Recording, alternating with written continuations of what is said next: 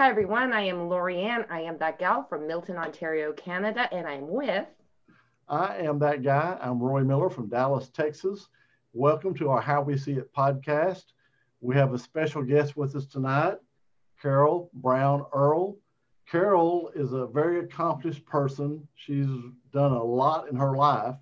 We're just going to take one little slice about her and her husband being going in the trucking business. So, Carol, why did y'all decide to do that? Oh, wow. Well, we kind of met by chance. All my lifelong issues kind of culminated to a head. And I found myself living near McGee Tyson Airport. And I didn't know what I wanted to do. I've been in sales for 35, 40 years. And I don't know. I picked up the paper one day to find something, some little thing to do. And they were hiring taxi cab drivers at McGee Tyson Airport. And I thought, I love driving. I've always wanted to drive. Since I was a little kid, I used to watch out the windows in elementary school, just yearning to get out on the road. I wanted to drive, and I was a little kid, so I didn't know how to drive, but it was always something innate in me telling me that I got to drive the country. It's just how it always was. So I figured, taxi cab, why not? What the heck, right? So I went over there and I applied, got the job. And then it was only a day or two later, I see this guy coming down and in the same cab company as I was. And I was like, who's that guy? I don't know. It was just this visual connection. And then one thing led to another. And he was kind of there on the off take too. It was like we were both stepping outside of corporate America, just looking for something different to do, just to get away for a while, to revamp, drive, feel good, take it easy. So, so we basically started hooking up and we were getting more rides than anybody else. Because we came from the professional worlds, we treated people right. And we had some intellectual capabilities. It wasn't like that guy in t-shirts with holes in it and, raggedy pants and stuff. I mean, we dressed the part, we walked the walk, we drove the drive, And so we did really, really well with it. But what happened was we both started picking up a lot of people from the airport and driving them to the bus station. And it was kind of some of the same people. And as talkative as I am, and he is, we discovered that they were drivers, but they were professional drivers. And what that meant is what they did is they were working for a national company where they would go and they would pick up trucks. I mean, bobtails, utility trucks, Class A motorhomes, cement trucks. I mean, you name it. Anything that had at least a Class B license. They'd go to the manufacturer. They'd pick up those new vehicles because the only way to get them to the distributors were to have people to drive them there. And we were just got more and more interested. What the heck? So bottom line was like, we want to sign up for this. So we both did, and we both drove. So we double dipped. And the beautiful part about it, what we loved so much about it, was that it was not a forced dispatch. It paid more than driving an 18-wheeler and getting your Class A license, believe it or not. And you could select what you wanted. You'd call the company and ask them, okay, we want to hit the road. What do you have where? And they'd give you a list, let you pick whatever you wanted to go to whatever destination you wanted to. And as long as you got there in a normal time period, that was fine. And then you didn't have to turn around and be dispatched under someone else's thumb to go get something else. You could take a day off, 3 days off, a week off, whatever you wanted. And then when you were ready to go someplace, just call in, ask them what they have in an area, go get it, and do it again. So we would spend 3 weeks out of the month doing this and take 1 week off. It was just it was wonderful. And we made so much money and we saw the entire country. Well, you got paid to take a vacation, basically. We got paid to do what retirees do on their own dime when they get old. Wow. Yeah. So Because, it was ultimately the two of, and you could do it as a team. So you've got somebody with you. So you're not doing this on your own. Your partner is there with you. And so you could both find a similar destination to go to, and then the same similar destination to go back to wherever you're going. Is that right? Or right. We would always take, yes, because there was always more than one vehicle yeah, going to these distributors. yeah. So we would always pick up 2 trucks and we'd hook the car to the back of one so that when we dropped it off, we had our car to go and do whatever we wanted to, or go directly to get some more trucks. Oh. Wow. So, what was your most interesting trip? Oh my heavens. Most interesting trip. Well, that's a loaded one because there are so many. I don't know. I kind of liked the trips across the Midwest. You know, I mean, the country out there is beautiful. We'd go panning for gold in between trips. Got to see Mount Rushmore, the crater, Old Faithful. I mean, we got to see all these things. That's what I'm saying. Most interesting. I mean, they're all boring, but the interest is being able to see this country for what it is, Mm-hmm. you know, and being able to see all these natural things that are out there, and you know, and then especially made places, and they people only hope to and dream about seeing one day. And it's not really easy. I mean, I make it sound easy. It's tedious because you still have to abide by DOT regulations. You have to run log books. You have to do all those sort of things. You have to learn how to cheat on your log books. I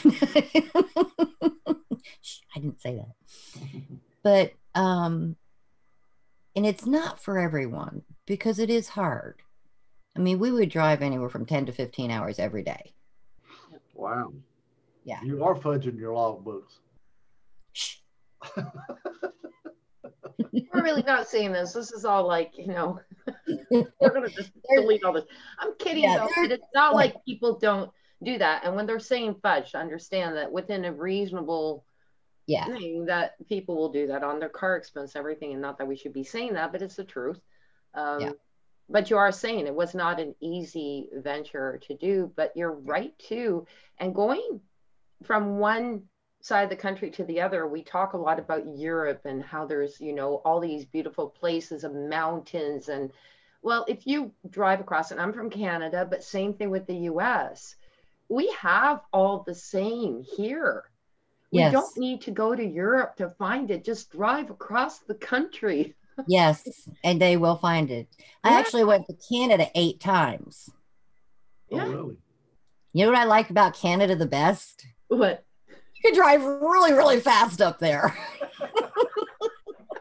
Particularly in Quebec, apparently. No, I'm not going to say that because I'm from Quebec. But anyway. But I will say this. Highways are awesome. Canada is a beautiful country. Yeah. Beautiful country. Yeah. It is absolutely beautiful. Yeah. And what's really fun is I've driven pretty well right across from New Brunswick. I would still love to go to Nova Scotia because apparently that is just absolutely beautiful. So that's my, bucket list. But I have driven right away all the way to Victoria, like right across, lived in Edmonton, very lucky, and I just sit there and I go to Banff and I go, this is like a smaller version of, Switzerland. But you don't need the big version. Quebec is a smaller version of France. You don't need the big version. But then I also drove across the US And same thing, Colorado. We've been to Colorado. We went to, Nevada was beautiful, particularly sorry, but Reno to me was so beautiful because on one side you've got Tahoe and you're skiing, and the other side, you've got where Ponderosa was filmed because it's all like wild horses and desert in this there. And these are things people don't see. And you don't really need to be flying to Europe to see a lot of the wonderful wonders of this world here on the North American continent. See your country first, and your lifetime, you couldn't see it all. No, you couldn't. There's still places that I hadn't gotten to that, maybe one day I will or won't, but, I'm good, with what I have seen and whatnot. But, so, and I really liked actually like in New Mexico and places like that too, that the Indians and their cultures and the things that they make are absolutely amazing and astonishing. We were always coming back with carload full of things. It's like, we've got to have this. And they weren't expensive either. So it was great. So, excuse me. Do you have a breakdown story? Well, let me say, can you narrow it down to one?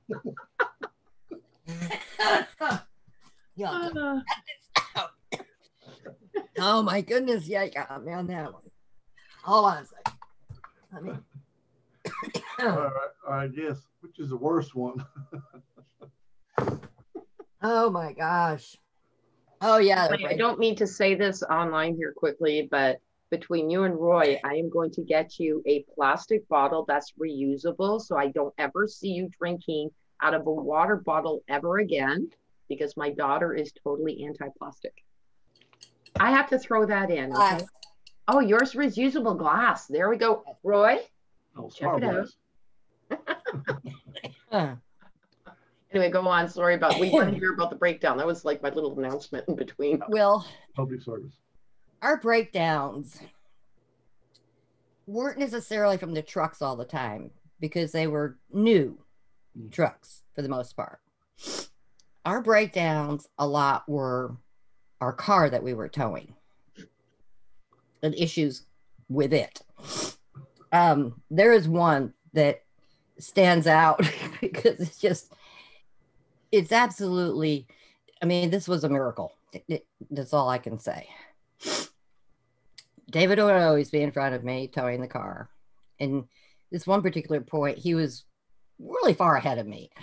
Like, is that vehicle smoking? And it was like late at night and everything. And I didn't know what was going on. And I, called him and everything. And he wound up pulling over. And the tow apparatus we had at the time, we started out with dollies.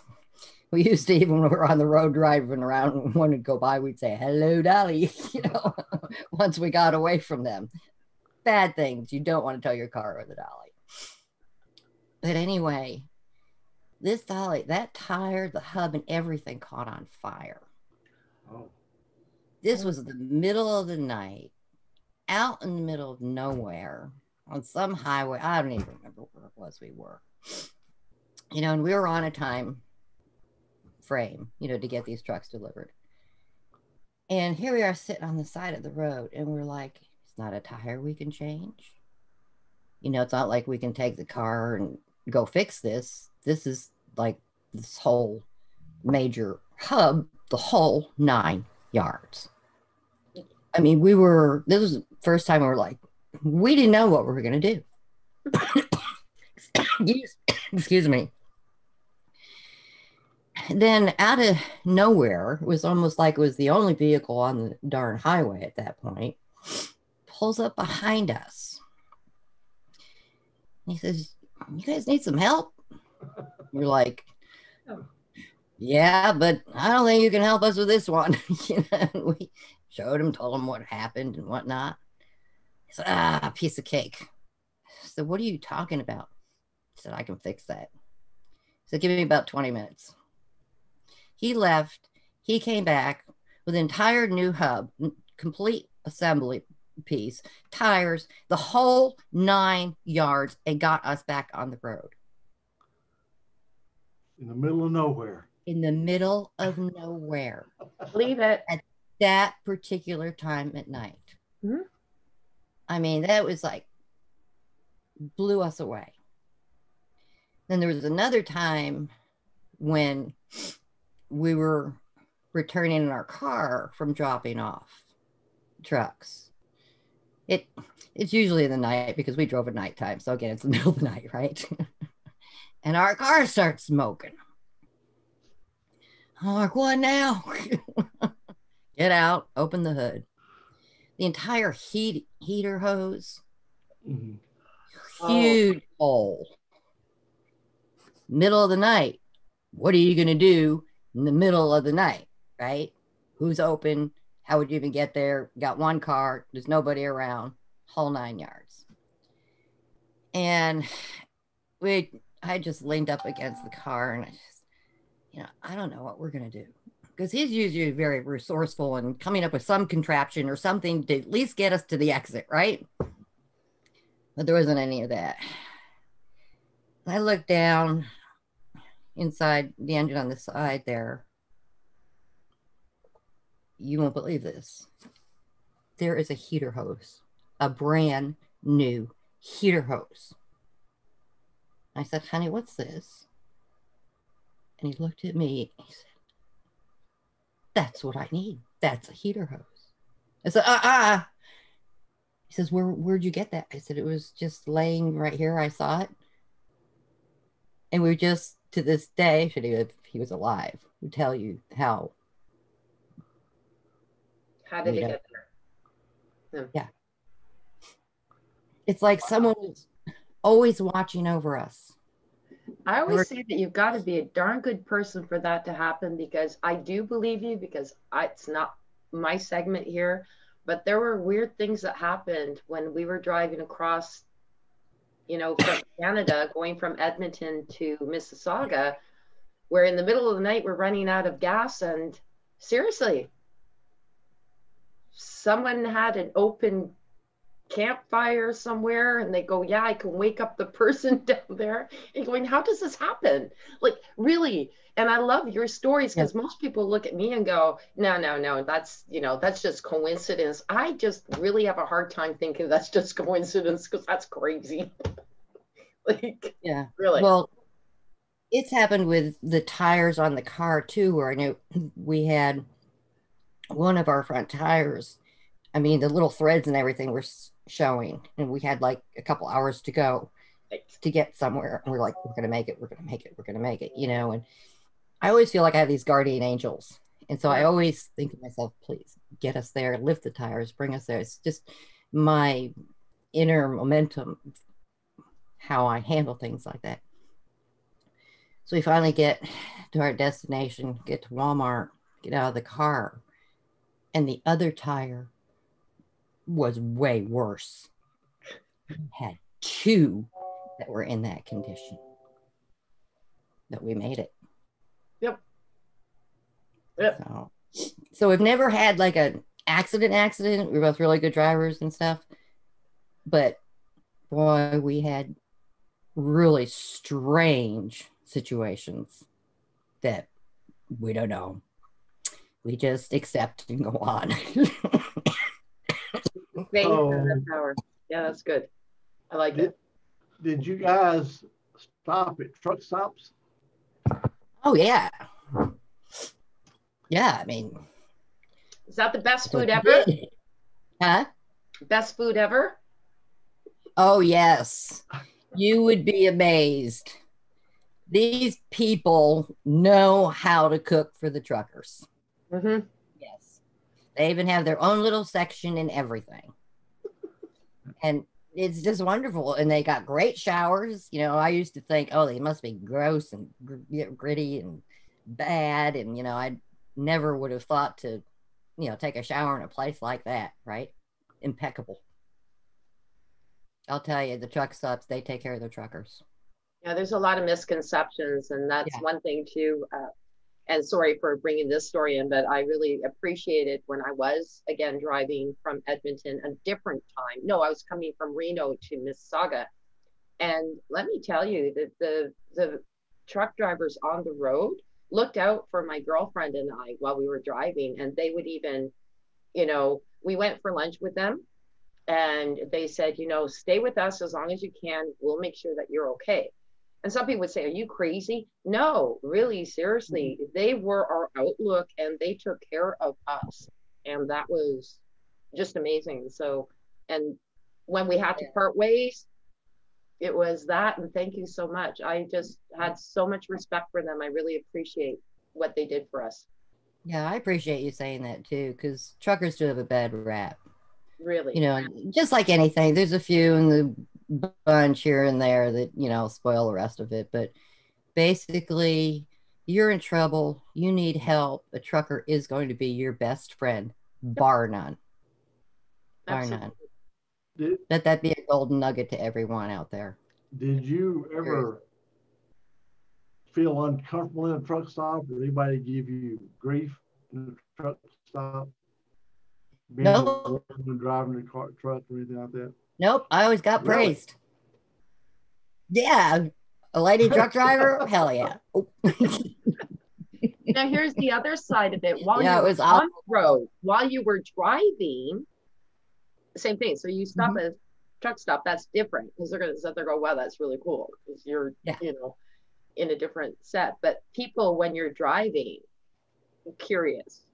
And that's another thing. How do people, because I know that I was taught, you've got a truck driver, have respect for them. When they put on their brakes, just think about how quick it makes your car stop. Well, they're going to need that much more. A lot of people don't pay attention to that, but they're also not always nice to truck drivers. So curious in your perspective. I never had any issues anywhere. It was always the opposite. I mean, we'd even drive through towns or whatever, and I'd see women going, "You go, girl," and praising me and stuff, and it was great. And then when I'd run into another one, she and I'd have great things to say, how much fun it is and whatnot. And the comments we get are like, "How do you do that?" So sit behind the wheel and drive. Really, that's all it is. It's just a vehicle you're driving. Yeah, it's bigger, but you learn. It's really, I loved it. And like you said, if you love being on the road, sorry, Roy, but if you love being on the road, I know that a girlfriend of mine, she's just a little thing, Lippy Mama, and she got on there and she said, this is what I want to do. This is my passion. Yeah. Doesn't matter. Just do it, right? And I love that you did it. Thank you for sharing. Yeah.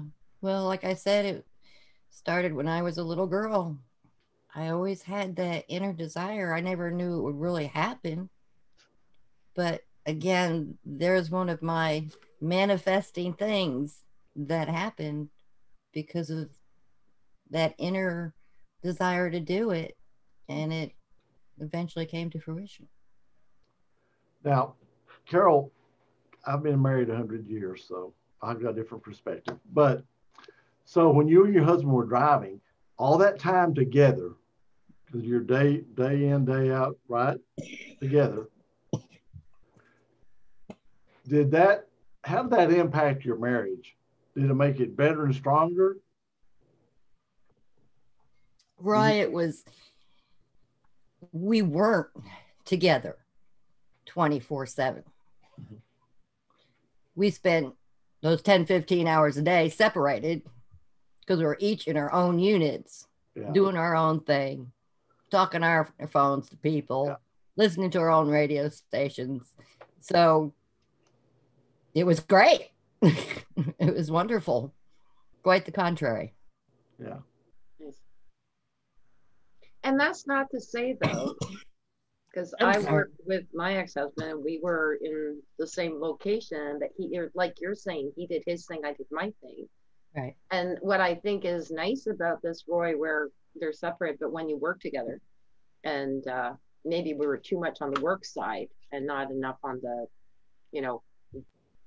personal side.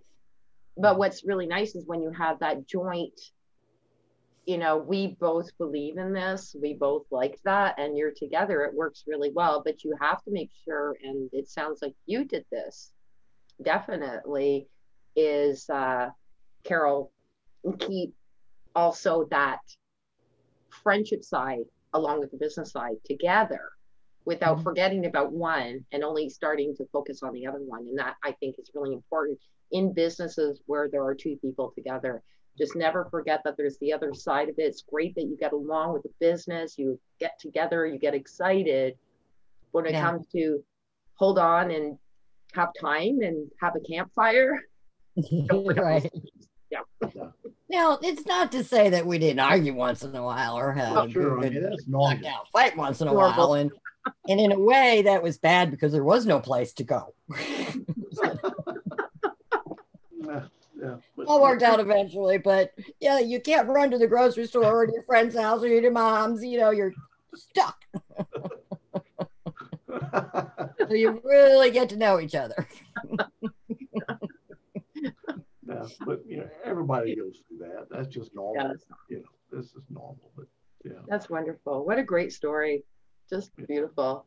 Yeah, I always love your enthusiasm about the stories that you tell, because I do know you've got lots of them, and but this one really is. It stands out for sure. Love your hat, by the way, too. For people who are listening to this and are not seeing it, she has this beautiful cowboy hat, and I'm sure that Roy, you'd be happy to say. Now, is that a true Texan cowboy hat? Well, you know. Carol, I always bug him because he said no one else has an accent. Sorry, he doesn't have an accent. Everybody else bought it in a store of that type. So I always say people from the South don't have accents. Yeah, we have Southern charm. Everyone else has accents. Yeah, that's right. And I said, if I moved to Texas and I, you know, took the acting classes and I had the perfect accent, no, you have to be born and bred there. So I'll stick to my Canadian. It's a Texas thing. Do I tend to have a slight Southern drawl to you all? No. Compared to me, I don't think so. So just listening to me, could you have any idea of where I might have hailed from? No. See, as a Canadian, I would say you're probably from Southern US. Born and raised in Jersey. That's what we would say, because you kind of have that kind of like. But what do we know? I don't know all the accents. If I spoke like a this, you probably would think that I'm, you know, like, so I can come up with some accents, but I don't know all of them out of the US. I know the British, I know the Scottish, I know the Irish. The Ireland. Yeah. And the motherland. But we have a lot from the East Coast to the West Coast. Got off the boat. My family's from there. Boat. And apparently in Canada, it's the same thing. Apparently we have accents right across the board. Sure. We do, but you know, I don't always get them. I just figure I'm really glad you're in my life, regardless of what accent you have. That's right. That's right. There you go, Roy. To you. Yeah. Well, Carol, it's been great having you on. I mean, your story, I know you've got a life that's got tons of stories, but thanks for sharing this one with us. And we'll probably ask you to come back again and talk about some of your other stories, because you have. I think we're going to need episode 2, 3, 4, 5, 6, 7, 8, 9 for her. Yeah, keep going. There you go. I'm sure I can fill them all. It'd be great. I love it. This is great. I've enjoyed it. Thank you for having me. Thanks for being on with us. We really do appreciate it. Really do. Yeah. I'll look forward to more. This is great. I'll stop the recording. All right, everybody. And if they need to learn a little bit more about you, Carol, do you have a place that they can go and visit? I would imagine, because I know that you've been here on social media for a while. So where would they find you? Well, I have a brand resume, my own site. It's called envisioningutopia.com. Perfect. So we will put that as a link, envisioningutopia.com. Yes, ma'am. And we really thank you for being here. And it looks like you've envisioned it and lived it at the same time too. So yeah, right. And I'm not done yet. I still have more visions in my head. Perfect. All right. You have a great evening. Thank you again, everybody, for being here. Thank you. Okay. Thanks, Carol.